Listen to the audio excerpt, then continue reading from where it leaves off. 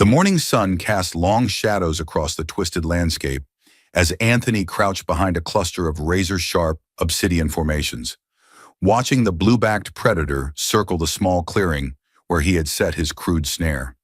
3 days of tracking had brought him to this moment, 3 days of surviving on nothing but contaminated water and the bitter roots that grew in the shadow of the volcanic ridges that dominated this region of the alien world.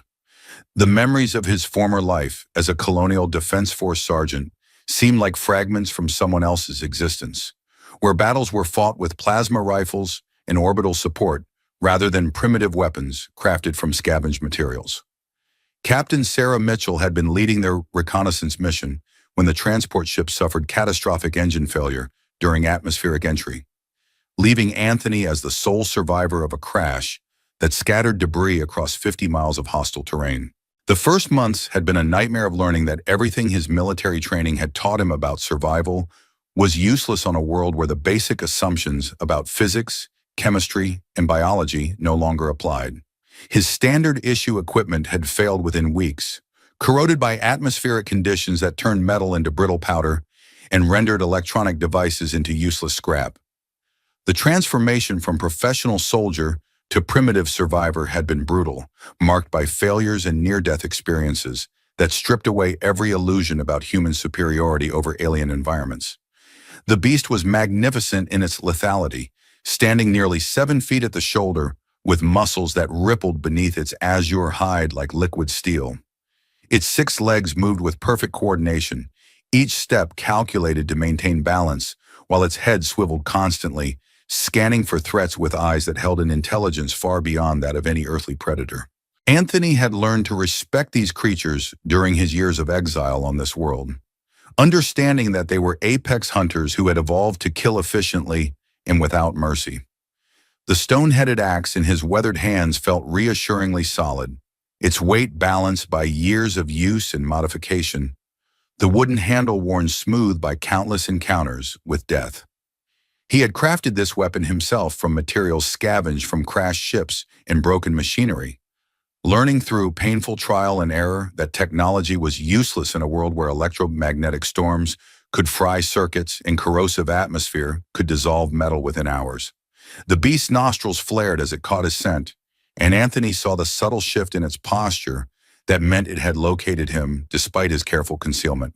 There would be no more waiting, no more strategy. This was about to become a fight for survival where the winner lived to see another sunset and the loser became food for scavengers. Anthony exploded from cover with a roar that was part battle cry and part release of 3 days' worth of accumulated tension, his axe already swinging in a deadly arc that whistled through the air with enough force to shatter bone.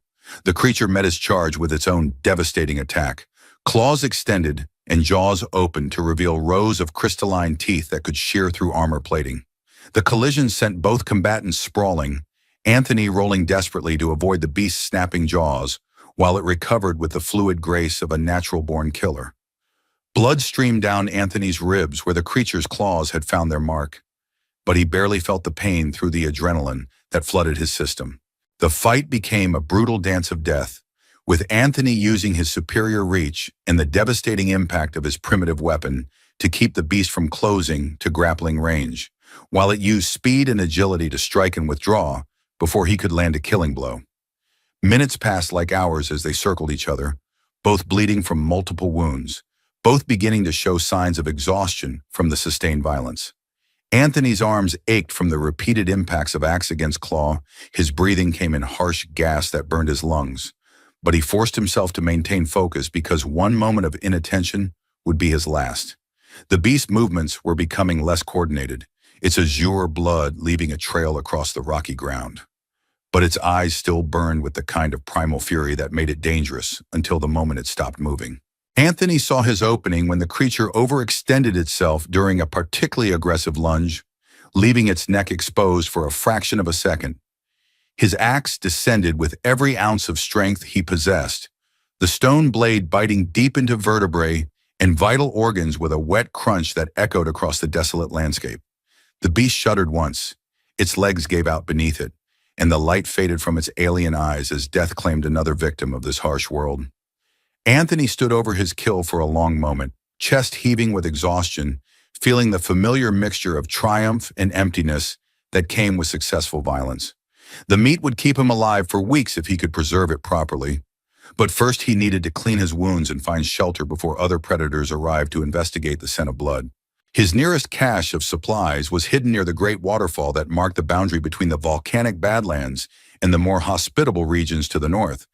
A journey that would test his remaining strength, but offered the promise of clean water and relative safety.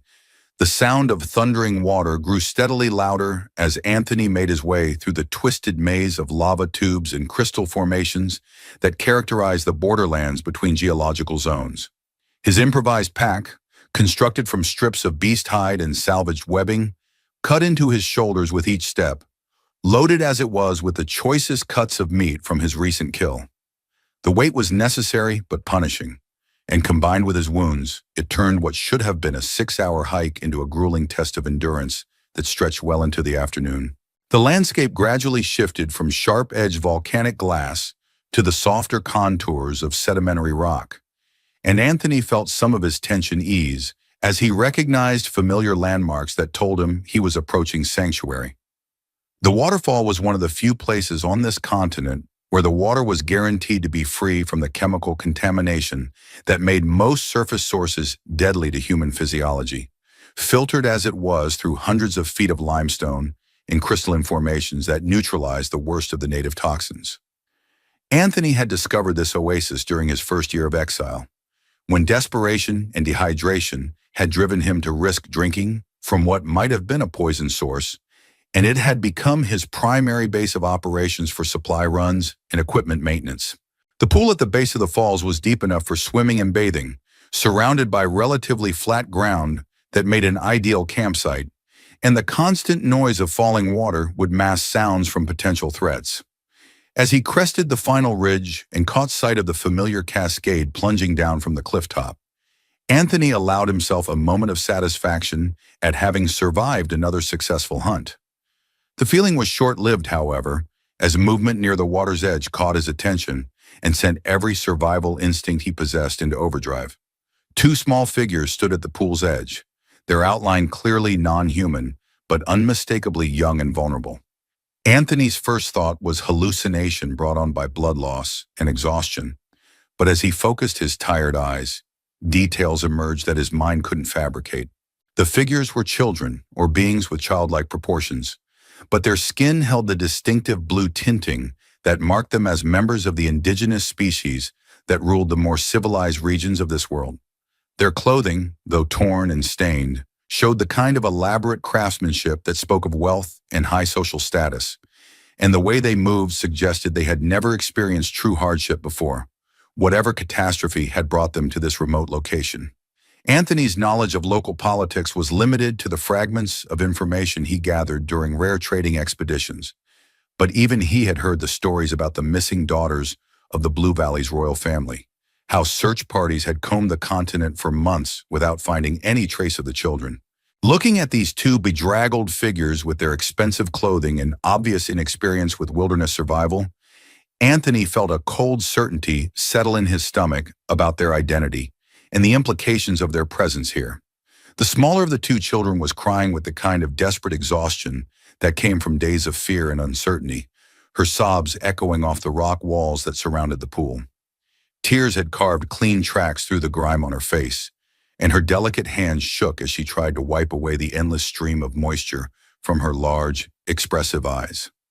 Her companion was cut from different cloth entirely, approaching Anthony's position with the bold curiosity of someone who had never learned to fear strangers.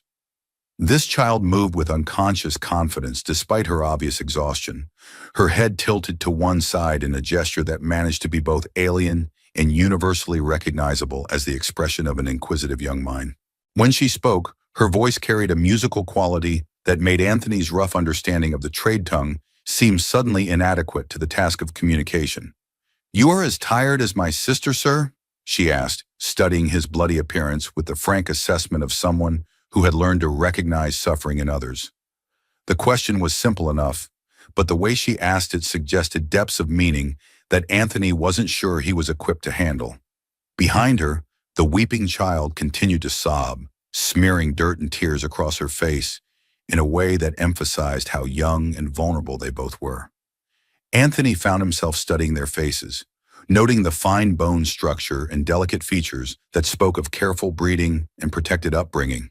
Everything about them screaming that they had never been forced to confront the brutal realities of survival in a hostile world. My sister Callie has not stopped crying since the bad men took us from the sacred grove, Burley continued, her words carrying the matter-of-fact tone that children often used when describing traumatic events they didn't fully understand. She says her feet hurt and she wants to go home to Papa's palace, but I told her that crying will not make the hurt go away. Anthony noticed how Burley unconsciously positioned herself between him and her sister, a protective gesture that spoke of an inner strength far beyond her apparent years. "Are you one of the wild men that the guards tell stories about?" she asked with genuine curiosity rather than fear. "You smell like blood and smoke, but your eyes are not angry like the bad men who chased us." Anthony realized that these children had witnessed violence and betrayal that would traumatize adults, yet they still possessed enough innocence to approach a blood-covered stranger without immediate fear.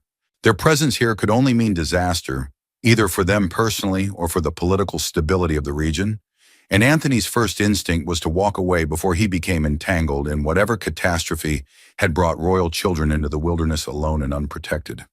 The golden bracelets on their wrists caught the filtered sunlight that penetrated the waterfall's mist, their intricate metalwork clearly the product of master craftsmen working with techniques and materials that were far beyond anything available in the borderlands. Anthony had seen enough royal regalia during his previous life to recognize symbols of ultimate authority when he encountered them, and these decorations were definitely not the kind of trinkets that found their way to common citizens. The metal was warm to the eye even from a distance, worked with patterns that seemed to shift and flow as the light changed, and embedded with stones that pulsed with an inner radiance that spoke of wealth beyond imagination. He remembered fragments of conversations overheard in trading posts and supply stations, stories about how the daughters of the King of the Blue Valley had disappeared during what should have been a routine ceremonial journey to the outer provinces. Search parties had scoured every mile of civilized territory without success, and the general assumption had been that they were dead, victims of some accident or act of violence that had left no witnesses or evidence. Looking at these two children in their torn silk garments and priceless jewelry, Anthony felt the weight of recognition settle on his shoulders like a physical burden. The weeping girl had to be Callie, the younger princess whose gentle nature and artistic talents had made her a favorite among the court's poets and musicians, while her bold companion could only be Burley, whose reputation for curiosity and independence had apparently survived her ordeal intact. Anthony had never seen members of the royal family in person before his exile from civilized space, but their bearing and the quality of their possessions left no doubt about their identity or the political implications of their presence in this remote location. Anthony's attention was drawn away from the children by movement on the upper terraces of the waterfall, where the morning light caught brief flashes of reflection that could only come from polished metal or optical equipment.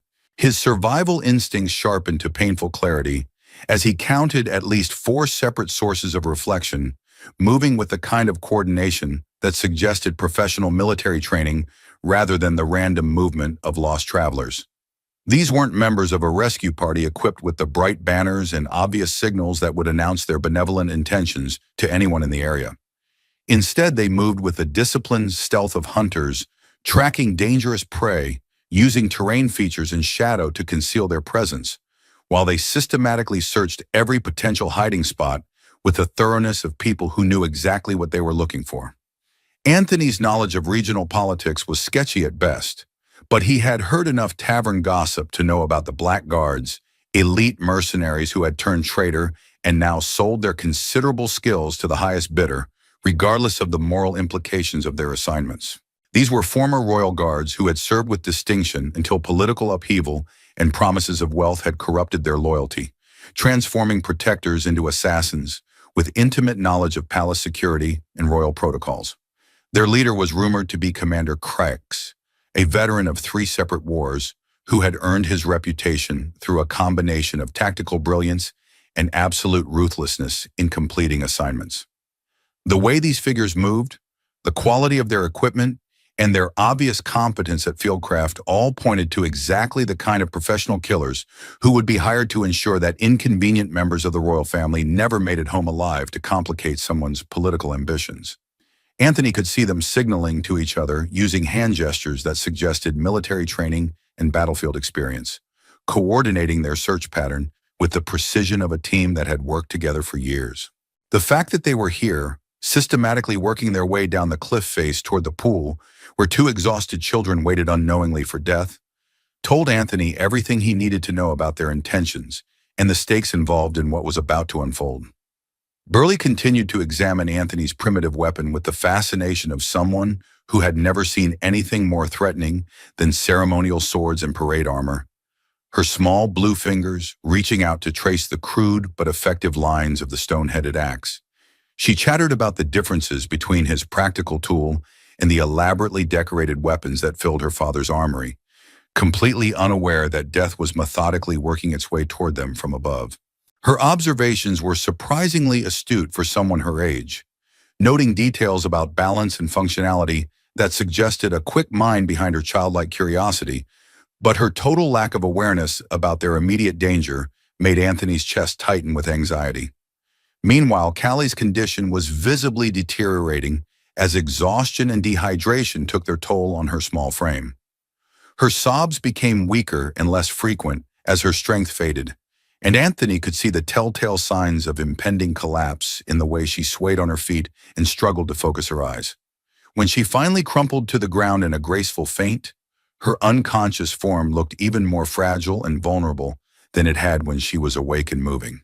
Anthony looked from the unconscious child to the approaching soldiers, to the trusting face of Burley, who was still waiting for him to answer her innocent question about his exhaustion, and felt something fundamental shift inside his carefully constructed isolation.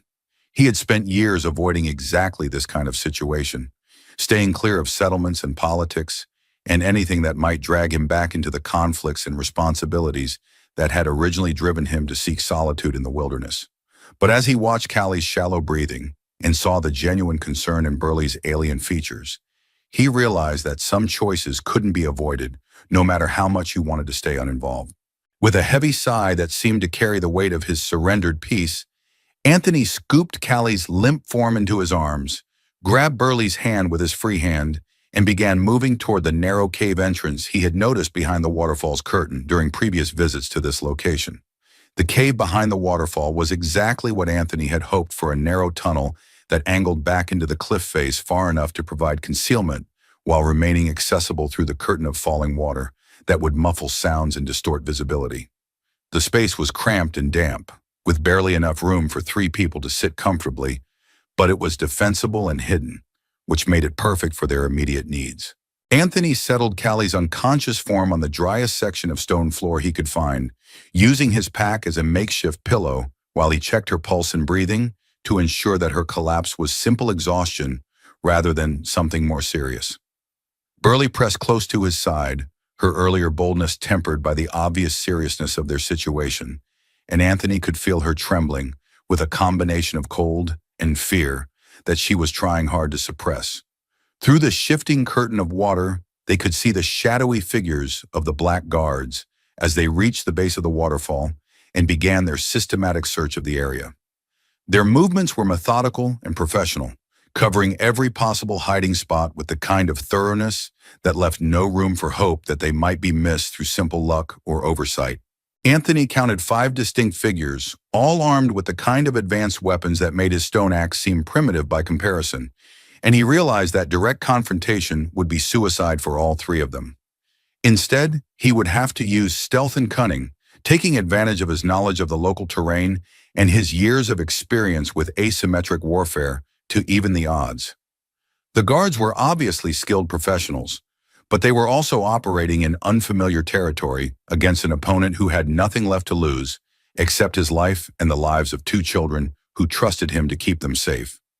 Anthony didn't wait for the guards to complete their methodical search of the area around the pool, understanding that every moment of delay reduced their chances of escape and increased the likelihood of discovery.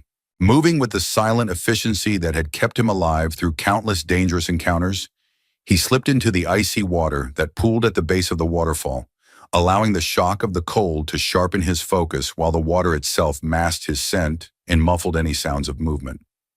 One of the black guards had separated from his companions and was examining the churned earth where Anthony had originally planned to make camp, clearly reading the signs of recent occupation with the skill of someone trained in tracking and fieldcraft. The guard's attention was focused downward on the subtle traces left by Anthony's boots, which gave Anthony the opportunity he needed to approach from an unexpected angle. Moving through the water required tremendous self-control to avoid splashing or creating ripples that might alert his target. But Anthony had learned patience during his years of hunting creatures that could kill him with a single mistake. When he struck, it was with the kind of decisive violence that left no room for noise or struggle, his powerful hands closing around the guard's throat while he simultaneously drove his knee into the man's solar plexus to prevent any chance of outcry. The guard was well trained and physically capable, but Anthony had the advantage of surprise and desperation, plus the kind of practical experience that came from years of fighting for survival against opponents that gave no quarter and expected none. The struggle was brief but intense, ending only when Anthony's grip cut off blood flow to the brain and the guard went limp in his arms.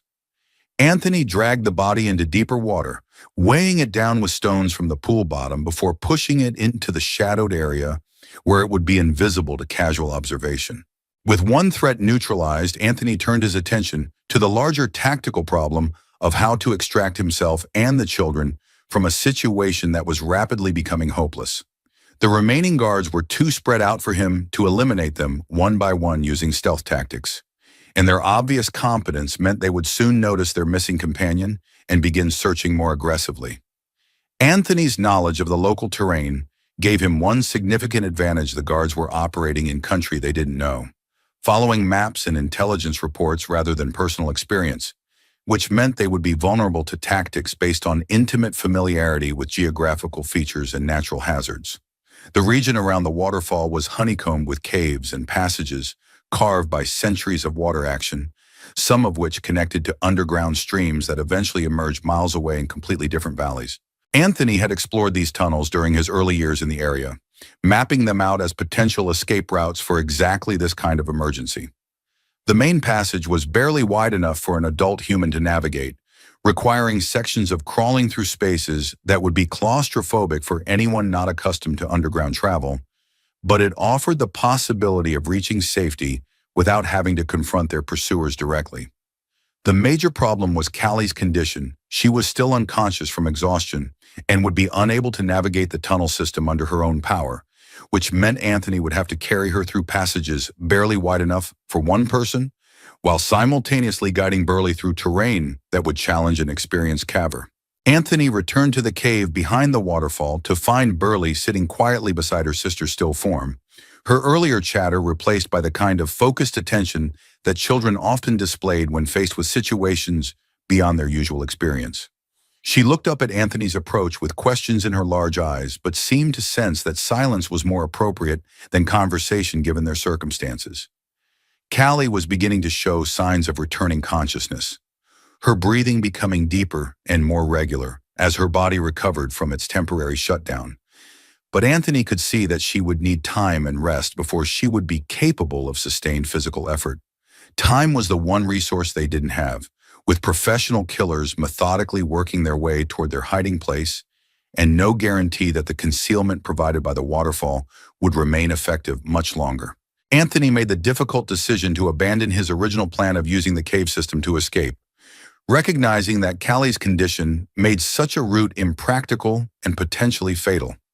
Instead, he would have to find a way to move them overland to safety, using his knowledge of terrain and weather patterns to avoid their pursuers while keeping the children alive and moving, despite their obvious physical limitations.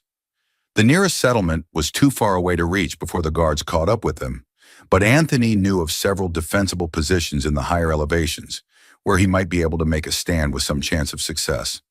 When Anthony explained their situation to the children, he did so with the kind of brutal honesty that left no room for comforting illusions about their chances of survival. His voice was rough from years of limited use and deliberately quiet as he outlined their options, making it clear that every choice involved significant risk and that their best hope lay in accepting hardship and danger rather than hoping for rescue from external sources. The main roads back to civilization were controlled by their enemies, he told them, which meant any attempt to follow established routes would result in certain capture and death. Their only realistic option lay in crossing the Dead Ridge, a desolate expanse of broken rock and poisonous vegetation that even the most experienced mercenaries avoided due to its ability to kill the unprepared within hours of exposure. Anthony had crossed this wasteland twice before during his years of exile, once while fleeing a territorial dispute with indigenous tribes, and once while tracking rumors of crashed spacecraft that might contain useful salvage. Both journeys had nearly killed him despite his experience and preparation, and he still bore scars from poisonous thorns and caustic mineral deposits that characterized the region's most dangerous areas. The ridge earned its name from the countless bones that littered its valleys, remains of animals and travelers who had underestimated the challenges posed by terrain that seemed designed to kill anything foolish enough to enter it.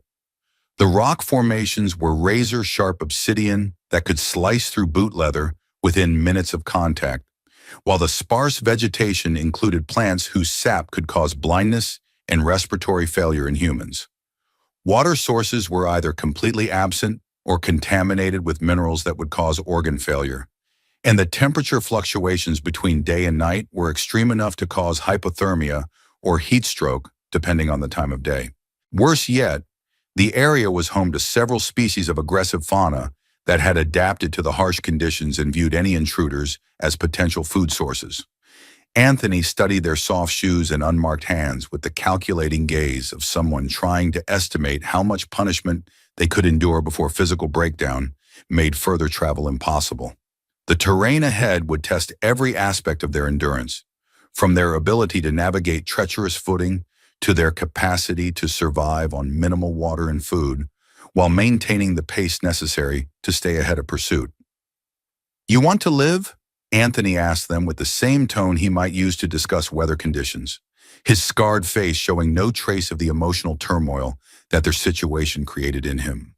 "Then you will walk until your feet become stone, and you will do it without complaint, or you will die here and save us all the trouble of trying to protect you."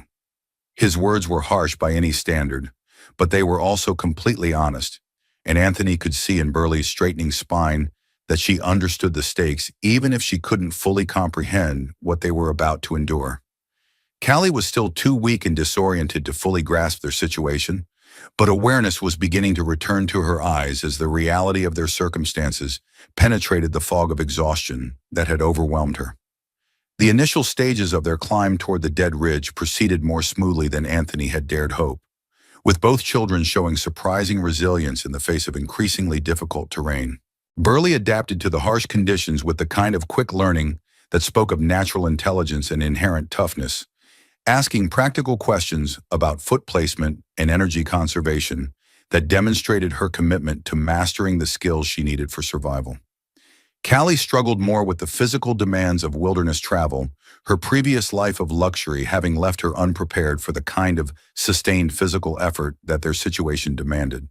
But she gritted her teeth and kept moving with a determination that earned Anthony's grudging respect.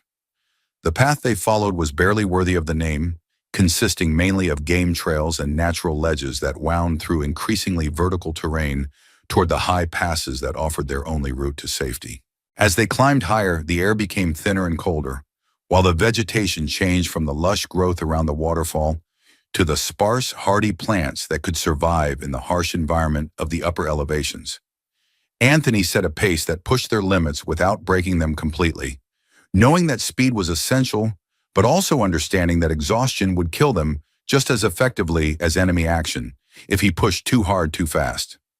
Every mile they covered increased their chances of eventual survival, but it also brought them deeper into country where a single mistake could prove fatal.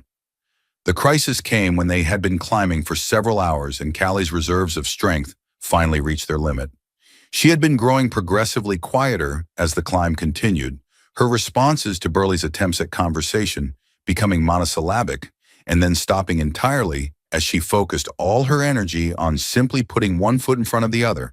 When she finally stopped moving, it was without warning or dramatic collapse. She simply sat down heavily on a sharp boulder and began to cry with the hopeless desperation of someone who had reached the end of their endurance. The tears were different from her earlier emotional responses, carrying a note of genuine despair that made it clear she had pushed herself beyond the breaking point and simply could not continue regardless of the consequences. Anthony stopped and turned to face her with an expression that had been carved from stone by years of life or death decisions, his scarred features showing no trace of sympathy or understanding for her predicament. When he spoke, his voice carried the absolute authority of someone whose word could mean the difference between survival and death, cutting through her sobs with surgical precision. "You will get up," he said without raising his voice, "and you will walk, because the alternative is death for all of us." But instead of continuing with threats or harsh words, Anthony surprised both children by kneeling beside Callie and beginning to teach her techniques for managing exhaustion and pain that he had learned during his own years of fighting for survival. He showed her how to breathe in rhythm with her steps to maximize oxygen efficiency, how to pace her movements to conserve energy for the long haul, and how to focus her mind on something beyond the immediate discomfort to make the physical suffering more bearable. While Callie struggled with each step of their increasingly treacherous path, Burley proved to be a constant source of unexpected resilience and adaptability. Her earlier fascination with Anthony's primitive weapons had evolved into genuine interest in the skills and knowledge that had kept him alive in the wilderness, and she peppered him with questions about tracking, navigation, and survival techniques whenever they paused to rest. More importantly, her natural optimism and childlike wonder served as a counterbalance to the grim realities of their situation, reminding Anthony of qualities like hope and joy that he had almost forgotten during his years of solitary survival. She treated their dangerous journey as an adventure rather than a death march, finding beauty in the harsh landscape and excitement in the challenge of mastering new skills. Her perspective was infectious in the best possible way, giving Anthony something to protect beyond simple physical survival and making him remember that there were things in the world worth fighting for beyond the basic necessities of food, shelter, and safety. As they navigated a particularly treacherous section where the path was nothing more than a narrow ledge carved into the cliff face, Burley entertained them with stories about life in the royal palace, describing court ceremonies and cultural traditions with a kind of vivid detail that brought an alien civilization to life for someone who had only seen its edges. Her voice was bright and musical even when strained by exhaustion, and Anthony found himself listening, despite his usual preference for silence and his knowledge that conversation could attract unwanted attention from their pursuers. As the sun began to set and temperatures in the mountains started their precipitous drop toward freezing, Anthony realized they faced a new enemy that could kill them just as effectively as any human pursuit. Fire was impossible because it would be visible for miles in the thin mountain air, creating a beacon that would draw their enemies directly to their position and eliminate any advantage they had gained through their grueling day of travel. Without fire, they would have to survive a night of sub-freezing temperatures with minimal shelter and no external source of warmth beyond what their own bodies could provide. Anthony found a shallow depression in the rock face that would offer some protection from the wind, though it was barely large enough to hold all three of them and provided no insulation from the stone that would leach heat from their bodies throughout the night. His old traveling cloak was thick enough to provide some protection from the elements, a garment that had seen years of hard use but still retained most of its insulating properties. But it wasn't designed to keep three people warm in mountain conditions. Anthony made the decision to wrap both children in the cloak while he spent the night exposed to the elements with nothing but his torn shirt for protection, knowing that his adult body mass would allow him to survive conditions that would kill them within hours. The position was uncomfortable beyond description, requiring him to sit upright against the rock wall while the children pressed against his chest and sides to share his body heat. But discomfort was a small price to pay for keeping them alive through the dangerous night hours. Callie's quiet sobbing gradually subsided as warmth and exhaustion combined to drag her into sleep, while Burley stayed awake longer, asking whispered questions about his scars and his life in the wilderness, until her own exhaustion finally claimed her. Anthony remained awake throughout the entire night, listening for sounds that might indicate pursuit while fighting off the hypothermia that threatened to claim him despite his determination to survive. The cold was a living thing that gnawed at his bones and made every breath an exercise in willpower. But he had endured worse conditions during his years of exile and understood the importance of mental discipline in overcoming physical adversity. His wounds ached with renewed intensity in the frigid air, the damaged tissue responding to the temperature change with sharp spikes of pain that served to keep him alert when exhaustion threatened to overwhelm his vigilance. Several times during the night he heard sounds that might have indicated human movement in the rocks below their position, but the acoustic properties of the mountain environment made it impossible to determine whether these noises represented genuine threats or simply the normal settling and shifting that characterized any rocky landscape after dark. By the time dawn began to lighten the eastern sky, Anthony's body was stiff with cold, and his hands were so numb that he could barely feel his fingers. But all three of them had survived the night and were ready to continue their desperate journey towards safety. The children woke slowly, their alien physiology apparently more resilient to cold than Anthony had expected, and within an hour they were moving again, following game trails and natural features toward the higher elevations that offered their best hope of evading capture. The attack came just as the morning light was becoming strong enough to see clearly, announced by the sound of paws on stone that was too rhythmic and coordinated to be anything natural. Anthony had been hoping that the local wildlife would avoid the area where humans had recently passed, but the scent of blood from his wounds had apparently proven too tempting for the native predators to ignore. The pack that emerged from the shadowed crevices between boulders was unlike anything from Earth. Blue-furred creatures the size of large wolves, but with the intelligence and tactical coordination of something far more dangerous.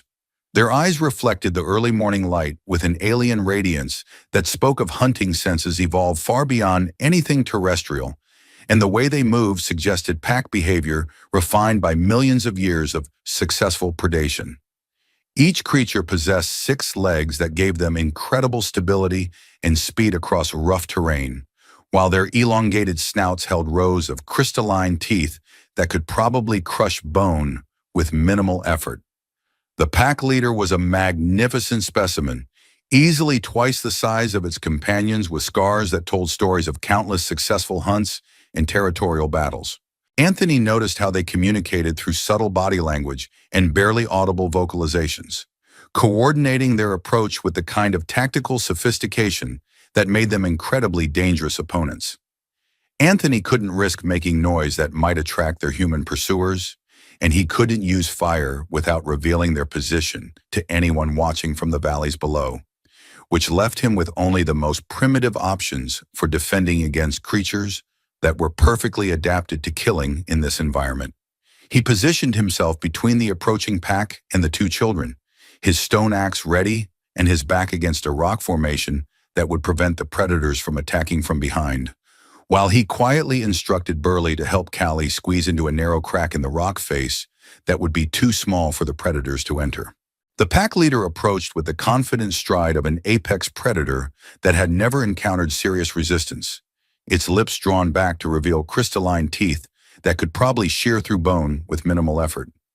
Anthony could see intelligence in those alien eyes, a calculating awareness that evaluated him as both threat and potential meal, while weighing the risks of direct confrontation against the rewards of fresh meat. The creature's approach was deliberately slow and intimidating, designed to test his resolve and identify weaknesses that could be exploited during the coming attack. Behind the leader, the rest of the pack spread out in a classic pincer movement that would allow them to attack from multiple angles while preventing their prey from escaping to higher ground. The fight that followed was the kind of brutal, desperate violence that stripped away all pretense of civilization and reduced the participants to their most basic survival instincts. Anthony met the pack's coordinated rush with savage efficiency, using his longer reach and the crushing power of his stone-headed weapon to break bones and skulls before the creatures could close to grappling range. The axe became an extension of his will to survive, each swing calculated to inflict maximum damage while conserving his own energy for the sustained battle he knew was coming. The pack had probably never encountered prey that fought back with such devastating effectiveness, but their hunting instincts were too deeply ingrained to allow retreat in the face of resistance. Instead, they adapted their tactics, using their superior numbers and mobility to attack from multiple angles while avoiding direct confrontation with his primary weapon. Anthony found himself spinning and striking in all directions, his world reduced to the immediate circle of death that surrounded him, while the sound of his own heartbeat thundered in his ears. Blood flowed freely from wounds inflicted by claws and teeth that found their marks despite his desperate defense.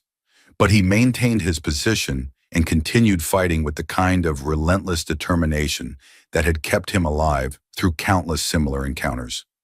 The battle seemed to last for hours, but probably consumed only minutes before the surviving members of the pack finally recognized that this particular prey was too dangerous to justify continued assault and melted back into the rocks as silently as they had appeared. Anthony stood swaying in the aftermath of the fight, his breathing harsh and labored, while blood from multiple wounds traced dark lines across his skin. The children emerged from their hiding place with expressions that ranged from horror to amazement, clearly having witnessed a level of violence that their sheltered upbringings had never prepared them to understand. Burley approached him carefully, her young eyes taking in the fresh damage to his already scarred body, with the kind of clinical assessment that spoke of intelligence beyond her apparent age. She began tearing strips from the hem of her already ruined dress, working with steady hands to clean and bandage the worst of his wounds, while Callie watched in silence. The gesture was small but significant, representing a recognition of mutual dependence that went beyond the simple relationship of protector and protected. Anthony allowed her ministrations while keeping watch for signs of renewed attack, knowing that the scent of fresh blood would attract other predators and that they needed to move away from this location as quickly as possible. The delay was necessary for basic medical care, but every minute spent stationary increased their chances of discovery by either natural or human enemies. Their desperate need for water became critical as they climbed higher into terrain where surface moisture was increasingly scarce, and the dry mountain air leached fluid from their bodies with relentless efficiency. Anthony's knowledge of wilderness survival included recognition of the signs that marked water sources as deadly. And when they finally found a small stream flowing between the rocks, every instinct he possessed screamed warnings about its safety. The water was clear and appeared clean, but the complete absence of insect life around its banks and the presence of small dead animals scattered downstream told a story of chemical contamination that would kill them just as effectively as dehydration. Callie saw the water and immediately began demanding to drink, her thirst overriding any caution she might have possessed about consuming something that could be poisonous. When Anthony firmly refused and began explaining the danger, she threw herself down in the kind of royal tantrum that her upbringing had taught her was an effective way to get what she wanted. Her screams about dying of thirst and being forced to listen to a primitive savage echoed off the surrounding rocks, threatening to reveal their position to anyone within miles of their location. Anthony ignored her completely and began searching the area for alternative sources of fluid, eventually discovering a cluster of thick-stemmed plants growing in a protected crevice where they had access to underground moisture. Using his knife to carefully cut away the outer skin revealed clear, slightly sweet liquid stored in the plant's specialized tissues, a natural reservoir that had evolved to help the species survive in arid conditions. The process of extracting enough fluid to sustain 3 people was slow and painstaking, requiring careful work to avoid damaging the plant's ability to regenerate while maximizing the amount of liquid they could harvest. Anthony showed both children how to identify the correct species and safely extract its stored moisture, teaching them practical skills that could save their lives if they became separated from him.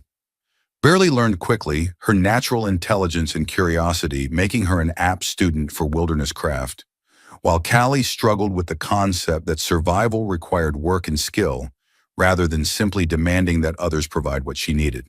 The lesson was important beyond its immediate practical value, representing a shift in their relationship from simple protection toward mutual cooperation in the face of shared adversity.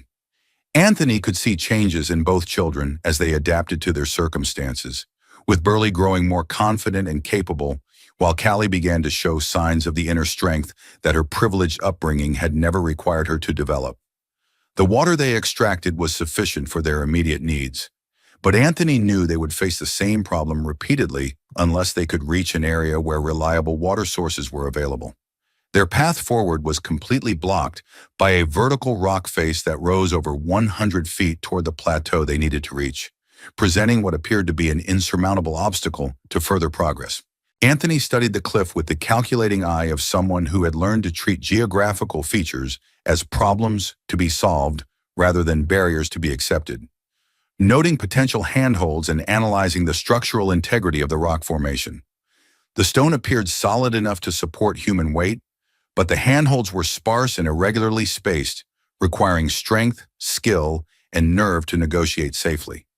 More importantly, the climb would be completely exposed to observation from below, meaning that anyone pursuing them would have a clear shot at targets who couldn't take cover or return fire.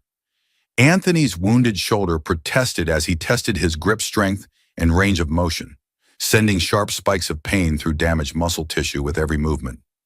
The children watched him with expressions that mixed hope and fear, clearly understanding that their fate depended on his ability to find a way past this obstacle. After several minutes of careful examination, Anthony identified a possible route that would allow him to reach a point about 60 feet up, where the rock formation offered a secure anchor point for a rope woven from the tough mountain vines that grew in the area.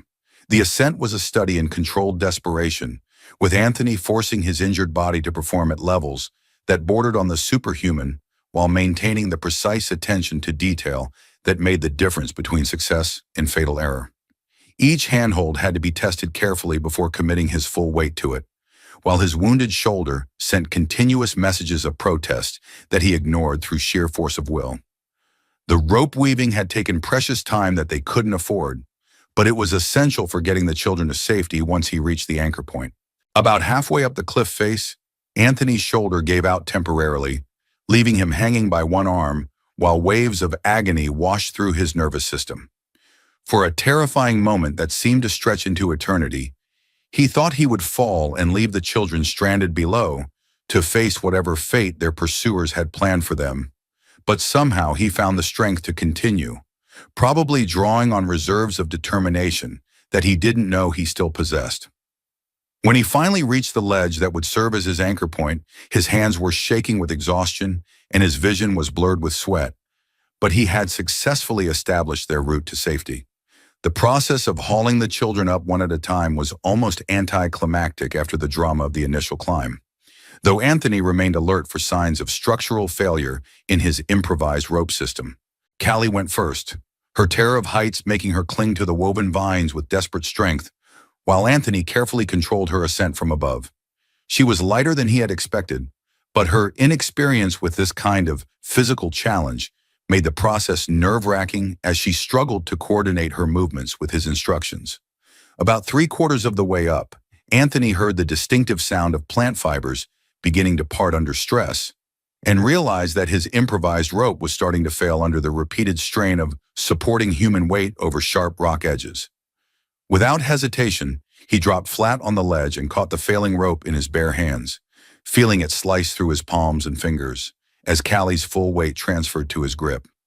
The pain was extraordinary, but he held on with the grim determination of someone who refused to let anyone die on his watch, maintaining his grip until she could scramble over the edge to safety. Burley's ascent went more smoothly due to her lighter weight and natural athleticism, but by the time both children were safely on the plateau above, Anthony's hands were shredded masses of torn flesh that would require significant time to heal properly. On the plateau, they encountered one of the indigenous creatures that had adapted to life in the high mountains, a massive herbivore with blue-tinged wool and curved horns that could probably punch holes through steel plate. The animal was clearly territorial and aggressive, positioning itself between them and the only viable route forward while displaying the kind of threat behavior that usually preceded a charge capable of crushing human bodies like paper bags. Anthony studied the creature's body language and behavioral patterns with the careful attention of someone who had learned to read the intentions of dangerous animals, noting subtle signs that suggested this was more about establishing dominance than actual aggression. The beast's ears were forward rather than pinned back, indicating curiosity mixed with caution rather than pure hostility, and its pawing at the ground was rhythmic rather than frantic, suggesting it was testing their reactions rather than preparing to attack. Anthony had learned during his years of exile that most animal aggression stemmed from fear, territorial instincts, or resource competition, and could often be diffused through patience and understanding rather than violence. He remembered studying xenobiology texts during his military training, learning about the importance of salt in alien biochemistry and how many species developed intense cravings for mineral supplements that were rare in their natural environment. This particular creature showed signs of mineral deficiency in the way its horns had developed irregular growth patterns, and its coat lacked the lustrous quality that indicated optimal health. Instead of preparing for a fight that would probably kill all of them regardless of its outcome, Anthony reached into his pack and withdrew his carefully hoarded supply of salt, one of the few trade goods that was valuable enough to carry despite its weight. The salt had cost him 3 weeks' worth of crafted tools when he traded for it at the last settlement he had visited, but he understood that some investments in survival were worth any price. Moving slowly and speaking in the quiet tones that seemed to have a calming effect on most species, he approached the massive animal with the salt extended in his open palm. The beast was suspicious at first, its huge eyes tracking his every movement, while its nostrils flared to analyze his scent for signs of predatory intent. Anthony maintained steady eye contact without staring aggressively, using body language that indicated confidence without challenge, while making soft clicking sounds with his tongue that seemed to have a soothing effect on nervous animals. The process required infinite patience as the creature gradually overcame its natural wariness and began to investigate the strange gift being offered by this unusual visitor to its territory. The creature's acceptance of his offering was gradual but complete, its rough tongue eventually licking the precious mineral from his damaged palm with surprising gentleness for such a massive animal. The sight of this dangerous beast accepting food from Anthony's hands made a profound impression on both children, who had never seen anyone successfully interact with the wildlife that populated their world. Burley whispered that she had never witnessed anyone make friends with wildness itself, clearly awestruck by what appeared to her to be a form of magic, but was actually just patient application of knowledge about animal behavior and basic psychology. Anthony didn't explain the principles behind his success, understanding that sometimes mystery was more valuable than education. But he could see that the demonstration had enhanced his credibility with both children in ways that would be useful for their continued survival. The massive herbivore eventually moved aside to allow them passage across its territory, and they continued toward their destination with one fewer enemy to worry about and a renewed sense that survival might actually be possible despite the overwhelming odds they faced. Anthony had hoped that reaching the plateau would give them a temporary reprieve from immediate danger, but that hope evaporated when he spotted movement among the scattered boulders and twisted vegetation that characterized the high country. The distant figures moved with the kind of professional coordination that eliminated any possibility they might be fellow travelers or lost expedition members, and the quality of their equipment suggested resources and training far beyond what most wilderness groups possessed. Anthony counted at least 5 distinct individuals working their way across the plateau, using bounding overwatch techniques that allowed them to maintain constant surveillance while advancing toward his position. These had to be the remaining members of the Black Guard unit that had been hunting them since the waterfall, professionals who had apparently found an alternative route to the high country that bypassed the climbing challenges that had nearly killed Anthony and the children. Their presence here meant that simple evasion was no longer a viable strategy, and Anthony would have to find a way to eliminate or neutralize trained killers who had every advantage except familiarity with local conditions. The terrain offered limited options for defensive positions, but Anthony's years of guerrilla warfare had taught him to think creatively about using geography as a weapon, rather than simply seeking protected positions to hide behind. The plateau was dotted with evidence of ancient seismic activity, including several areas where fallen trees and loose rock had created natural accumulations of potential projectiles that could be weaponized with the right kind of trigger mechanism. Anthony studied the approaching guards' route of advance, noting that they would have to pass through a natural bottleneck where the stable ground narrowed between 2 areas of treacherous footing that would force them to bunch together rather than maintaining their dispersed formation. Working quickly but quietly, Anthony used his axe to modify the natural arrangement of logs and stones, creating a crude but potentially lethal trap that would require only a single well-timed blow to trigger an avalanche of crushing debris. The plan was desperate and would require precise timing to work effectively, but it offered their only realistic chance of survival against opponents who were better armed and more numerous than they were. The trap worked exactly as Anthony had hoped, with devastating results that eliminated most of the immediate threat in a chaos of thundering stone and splintered timber. The sound of the avalanche echoed across the plateau like the roar of an angry mountain, and when the dust and debris finally settled, only one figure remained standing among the wreckage.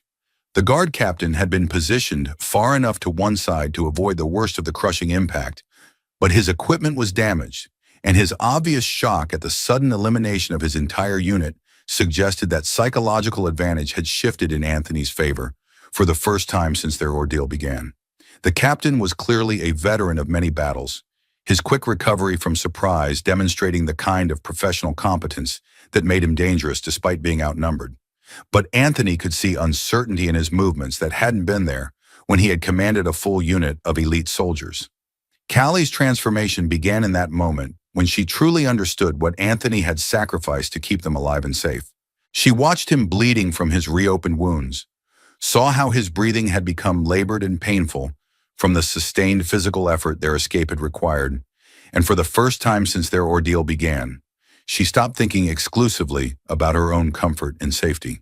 The change was subtle at first, visible only in the way she stopped complaining about her tired feet and started paying attention to the path ahead, learning to anticipate obstacles and navigate rough terrain without constant guidance. Her previous life in the palace had been one of absolute luxury, where servants anticipated her every need, and the most challenging decisions she faced involved choosing between different types of exotic foods for her meals. The sudden immersion in a world where survival required constant effort and vigilance had initially overwhelmed her, leading to the tears and tantrums that had characterized the early stages of their journey.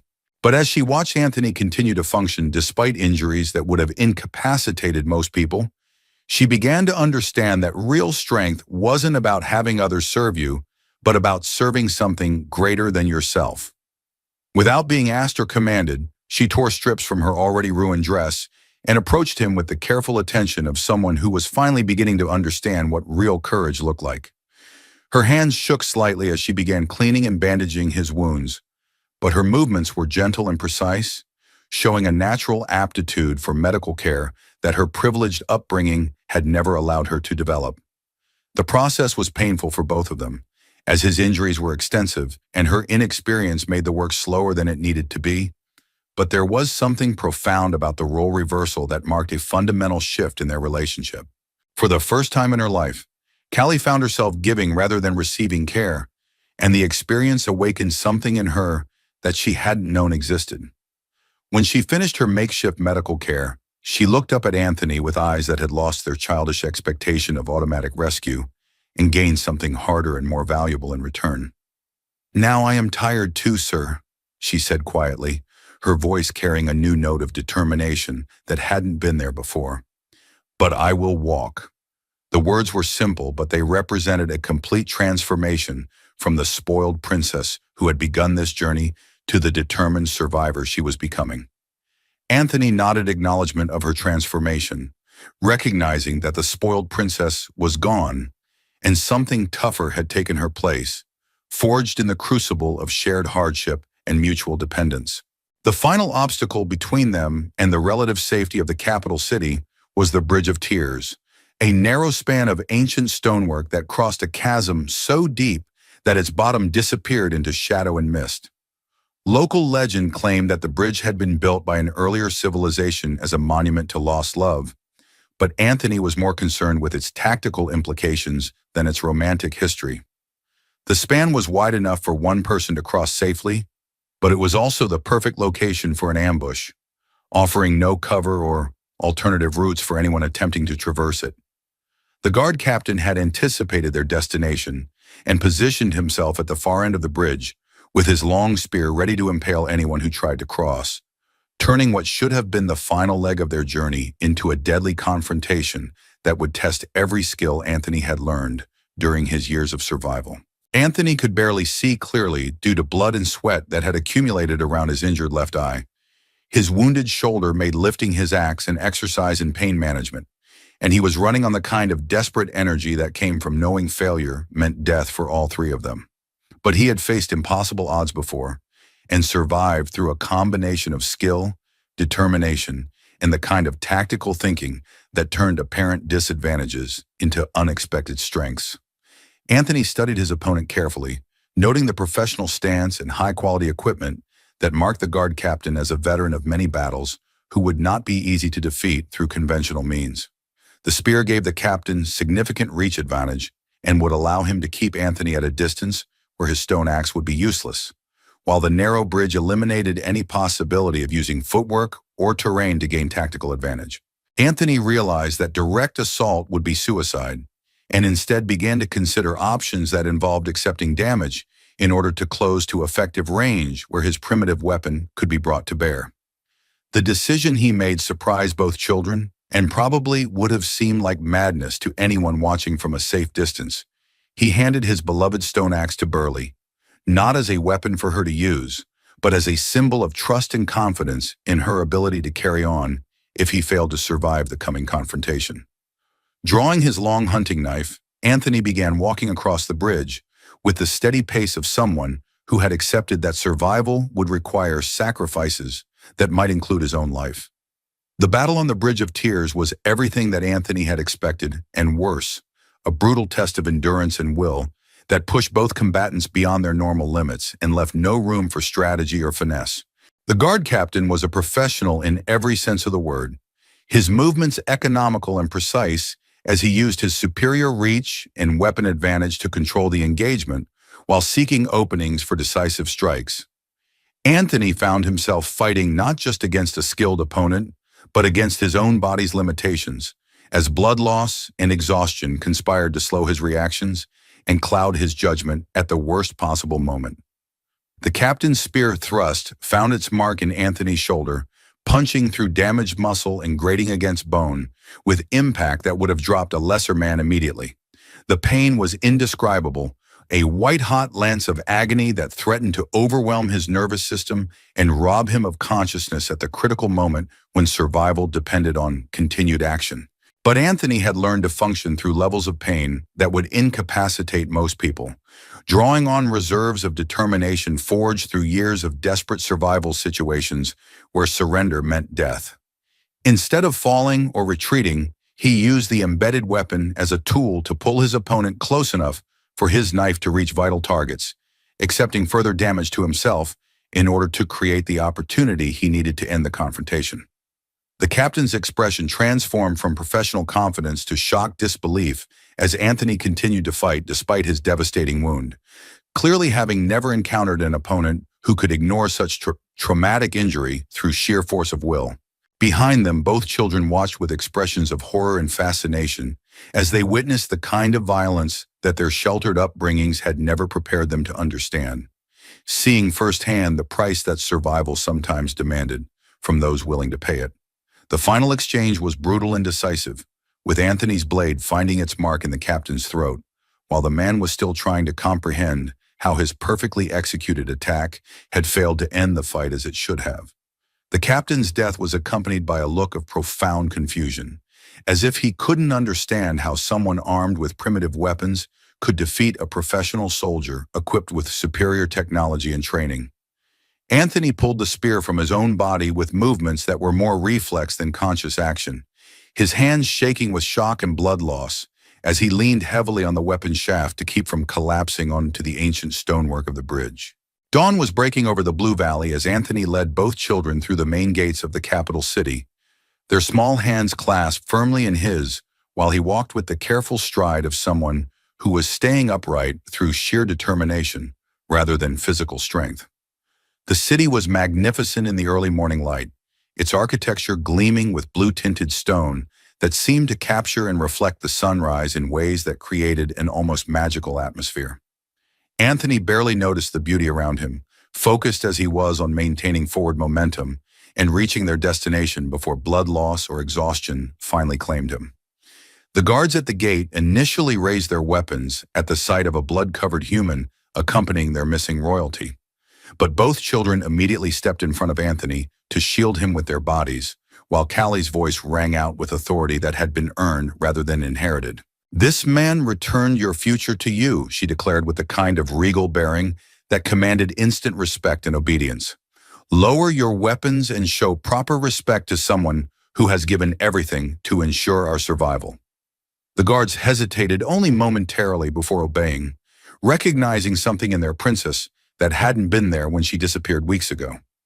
The throne room was filled with nobles and courtiers who had gathered to witness what many had assumed would be a memorial service rather than a homecoming.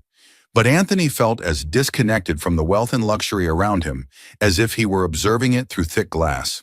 The assembled crowd represented the political elite of the Blue Valley, individuals whose lives revolved around court intrigue and diplomatic maneuvering rather than the brutal realities of survival that had shaped Anthony's existence for so many years.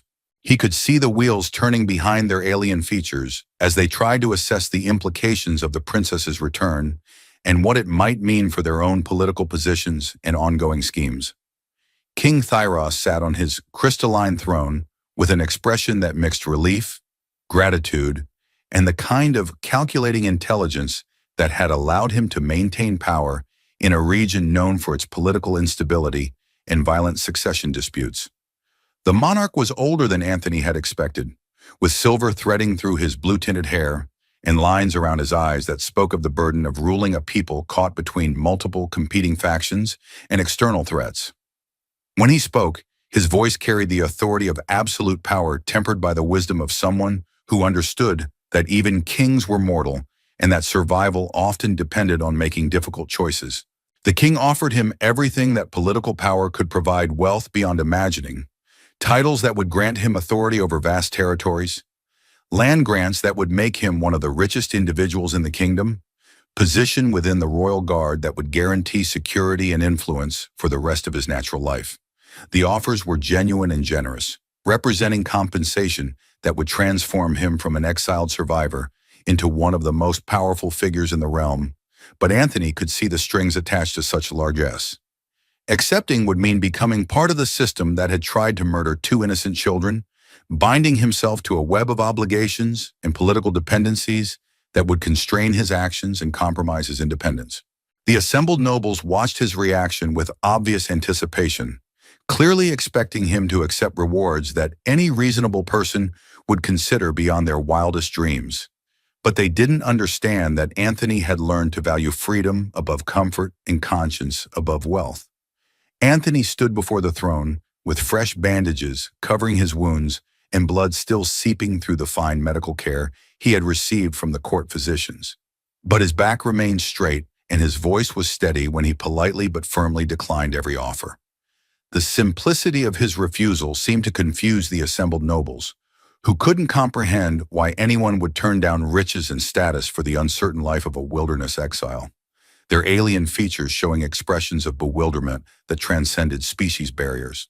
His only request was for clean water to wash properly and a new handle for his stone axe to replace the one that had been damaged during their journey to safety.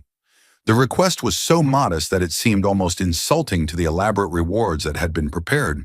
But the king recognized the gesture for what it was: the choice of someone who valued independence above all else and refused to be bound by obligation or debt. Anthony turned and walked from the throne room without ceremony or extended farewell, leaving behind a court full of people who would spend years trying to understand how someone could reject everything they had to offer in a favor of uncertain freedom. His departure sparked immediate whispered conversations among the nobles, who began analyzing the implications of his refusal and what it might mean for their own understanding of power and motivation. Some viewed his decision as evidence of madness or primitive thinking, while others recognized it as a form of nobility that their sophisticated society had lost somewhere in its pursuit of comfort and security. The sun was fully risen by the time he reached the city gates, his repaired axe balanced comfortably on his shoulder, and his wounds properly treated by medical experts whose skills far exceeded anything available in the wilderness. The weapon felt different now, carrying the weight of shared experience and the knowledge that it had helped save innocent lives rather than simply ensuring his own survival. The city guards who had initially viewed him with suspicion now stepped aside with expressions of respect, clearly having heard stories about the blood-covered savage who had single-handedly returned their lost princesses to safety. Children peered at him from doorways and windows with the wide-eyed fascination that came from seeing a living legend, someone whose exploits would probably become the subject of songs and stories that would outlive everyone present at his departure. Burley and Callie watched him leave from the high walls that surrounded the city, their small figures silhouetted against the morning sky as they stood side by side in companionable silence. The experience had changed them both in fundamental ways, stripping away the innocence and entitlement that had characterized their previous existence while revealing reserves of courage and resilience that they hadn't known they possessed. Burley's voice carried clearly in the still air as she spoke to her sister about his departure, her words reflecting a maturity that hadn't been there when their journey began. He is going to rest now because he has earned peace after everything he has done for us. Callie's response was immediate and carried the wisdom that can only come from shared hardship and genuine understanding, her own transformation evident in the thoughtful tone that had replaced her earlier tendency towards self-pity and complaint. No, sister. Men like him never truly rest because they know that peace is something that must be constantly defended rather than simply enjoyed. He is not leaving to rest, he is leaving to wait for the next person who will need the kind of help that only he can provide. Anthony didn't look back as he walked into the wilderness that had been his home for so many years. But if he had, he would have seen two children who had been transformed by their encounter with someone who chose duty over comfort and honor over reward, carrying lessons about courage and sacrifice that would shape the rest of their lives and the lives of everyone they would eventually touch as they grew into the leaders their people needed them to become. The implications of their rescue would ripple through the kingdom's political structure for years to come, as the surviving conspirators who had arranged their kidnapping found themselves exposed and facing the consequences of their failed scheme, while the two princesses used their newfound understanding of hardship and sacrifice to bring changes to a realm that desperately needed leaders who understood the true cost of power and privilege.